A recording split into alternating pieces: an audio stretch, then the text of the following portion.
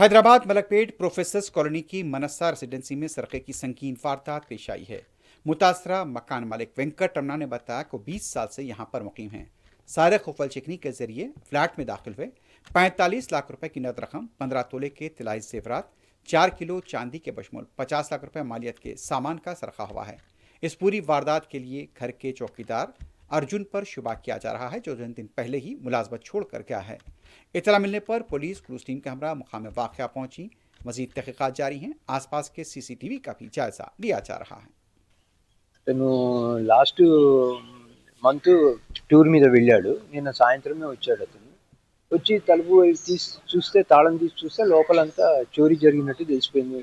ఆ back door అంతా break చేసి లోపలికి వచ్చి మొత్తం చేసినాడు. వెంటనే తనేమో పోలీసులకి రిపోర్ట్ చేశారు. నిన్న వాళ్ళు వచ్చేసి అన్నీ రాసుకున్నారు, మొత్తం పర్టికులర్స్ అంతా. రమ్మరమ్మి అన్నీ కలిపి ఓ 60-70 వరకు ఉంటాయండి. క్యాష్ కానీ, ఆర్నమెంట్స్ కానీ మొత్తం. వైఎస్ఆర్ స్థానంలో మలక్పేటలో గత 20 సంవత్సరాలుగా ఉంటున్నాము. ఎన్నడూ లేనిది ఈరోజు మాకు జరగడం ఇది చాలా బాధాకరము. ఈ ఈ దీంతో కాలనీవాసులందరూ భయభ్రాంతులకు గురవుతున్నారు.